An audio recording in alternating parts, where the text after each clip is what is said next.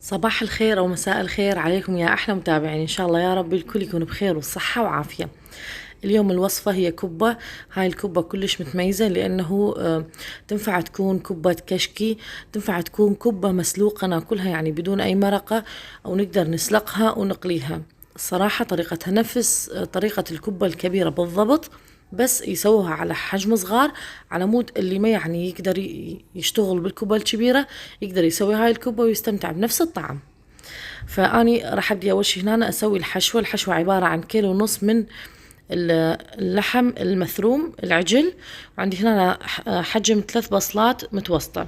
طريقة الحشو مالتي دائما تكون أحمس البصل على صفحة وأحمس اللحم على صفحة. هنا أنا بعد ما انحمس اللحم، بس بعد المي ما نشفوا منه البصل انحمس، راح أضيف اللحم على البصل، استمر بحمسهم اثنيناتهم مع بعض لحد قبل ما ينشف مي اللحم تماما. راح اضيف البهارات على مود البهارات تتعزز بنكهة اللحم وكلهم يندمجون كلش زين مع بعض. ما يصير اضيف البهارات ولا الملح بالبداية، لانه البهارات راح تنطي لنا مرارة من كثر ما راح تنحمس، ونضيفها قبل ما ينشف المي مالت اللحم تماما. هنا أنا راح أضيف ملعقة كبيرة من 7 بهارات. ان شاء الله راح اخلي لكم الوصفه، طبعا هواي منكم قالوا لي مدى نشوفها يعني الرابط. ان شاء الله راح اخلي لكم الرابط، وهالمره ان شاء الله يشتغل عندكم الرابط. اذا ما اشتغل كتبوا لي بالتعليقات. خليت همين ملعقه كبيره من الملح، وراح احمس كلش زين بالحشوه لحد ما كل المي ينشف. هنا أنا مثل ما تشوفون نشف عندي المي، بقى بس الزيت مالت يعني حمس البصل والدهون مالت اللحم. راح اطفي النار وابدي وياكم اسوي العجينه. العجينة عبارة عن، أنا إذا استخدم هذا الكوب استخدمت كوبين من الجريش. الجريش الميزة عن البرغل إنه يكون به حبوب بيضاء، كل ما تكون الحبوب البيضاء أكثر بالجريش فهذا النوع يكون أفضل. عندي هنا برغل ناعم. البرغل كل ما تكون الحباية لونها فاتح وناعم كل ما تكون أفضل. فعندي كوبين برغل وكوبين جريش، مقابلهم راح أخلي كوبين لحم هبر بدون ولا قطعة دهون. لحم لازم يكون 100% هبر. بالإجماع عندي 4 أكواب من ما بين الجريش والبرغل، أخلي مقابلهم بنفس الكوب كوبين من اللحم الهبر. ضفت هنا الكوبين مالت الجريش، وراح أضيف الكوبين مالت البرغل الناعم. كل ما يكون ناعم وأفتح كل ما يكون لونه أحسن، يعني نتيجته أحسن. وهنا راح أضيف الكوبين مالت اللحم الهبرة. كل ما يكون لون اللحم الهبر يعني لونه شوية ليكون كلش داكن، كل ما تكون الكبة أفضل.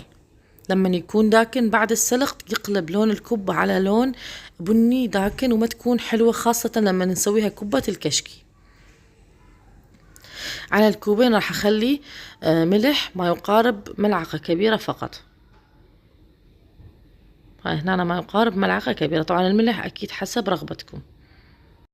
بعد ما ضفت الملح راح أبدي أخلط شوية باللحم والجريش والبرغل. طبعا هسه راح تسألون ليش ما غسلتيهم؟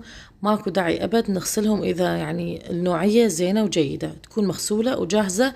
هالانواع انا متأكدة انه لا بيهم حصى ولا بيهم اي اوساخ، حتى لو اغسلهم ما راح استفاد شي، لانه كل النشا مالت الجريش راح اخسرها وما راح تجي عندي الكبة زينة، فلا تغسلوهم افضل. وزعت هنا انا اللحم يعني فتته كله وتوزع على كل العجينة بشكل متساوي. هسه ضفت هنا أنا كوب واحد من المي، وراح احرك همين اقلبه كله كلش زين على مود اللحم يتوزع على كل مكان يعني من العجين. راح اضيف مرة ثانية كوب لخ. طبعا هاي امي دا تساعدني، الله يخليها ويطول لنا بعمرها. كنت رايحة ببيتها وكان عندنا عزومة فحضرنا هاي الكبة، ويعني اشتغلناها الصراحة سوية. خليت هنا كوب ثاني، صار عندي كوبين مي، راح اغطيها واتركها ما يقارب ربع ساعة على مود الجريش والبرغل يتشرب المي. ها هنا أنا بعد ربع ساعة، طبعا مثل ما تشوفون كأنه ما حركت يعني الإنجانة تشربت كلش زين، صار شكلها بهذا الشكل. راح أبدي أثرمها، لون العجين كلش حلو تشربت. عندي هنا أنا محضرة الطعام الصغيرة، يعني الصغيرة لا المثرى يعني مالت اللحم ولا شي، ممكن بالمثرامة مالت اللحم ماكو أي مشكلة، بس حبيت أبسط عليكم الموضوع. اللي ما عنده مثرامة مرات تشوفوه شغلة صعبة، أخاف يعني ما تخرب أو يعني تخرب، أخاف ما تنجح، فخليته بالمثرامة الصغيرة على مود أسهل عليكم الموضوع. طبعا إحنا الكمية قليلة فممكن نسويها بهاي الخلاط تستحمل، بس إذا الكمية يعني نسوي كبة كبار ما تستحمل هاي الخلاطة 40 كبة، يعني عجينة 40 كبة أو شي من هيك، أفضل ماكينة اللحم، بس لأنه الكمية هاي يعني تكفي ما يقارب 60 كوباية صغيرة، فكلش زين ممكن نستعمل هاي الخلاط. مثل ما شفتوا شغلت الخلاط لحد ما كل العجينة اندمجت، شفتوها كلها انلمت على بعضها، خلاص صارت العجينة جاهزة. شلتها على صفحة وخليت وجبة ثانية. راح أكمل كل الكمية بنفس الطريقة وارجع لكم. هاي هنا أنا بعد ما كملت كل الكمية رجعت عجنت كل الكميات ل3 وجبات مع بعض. صار شكل العجينة بهذا الشكل، كلش الشكل ناعم والمي مضبوط تماما. طبعا يجوز تحتاجون شوية مي، إذا تكون العجينة قاسية زودوا لها بس شوية مي حسب نوع الجريش والبرغل اللي انتو دا تستخدموه. طريقة التكتيل كلش سهلة، أكيد كلنا نعرفها، بس للمبتدئات بللوا إيديكم شوية بالمي، بعدين بأصابعكم الاثنين ظلوا اضغطوا على الصفحات مالت العجينة وشوية من الداخل، من الداخل لا تضغطون هواية على مود ما تصير كلش رقيقة. هذا الشكل راح أبدي أحشيها. الحشوة طبعا حسب رغبتكم، إذا تحبون تحشوها هواية أو قليل هذا الشيء يرجع للشخص. أكو هواية ناس يحبون إنه تكون الحشوة أقل، ما يحبون هواية طعم اللحم، وأكو ناس تحبها يعني كلش رقيقة، إحنا نحبها وسط الصراحة. بهذا الشكل ألم العجينة على اللحم والعجينة ألمهم مع بعض هذا الشكل.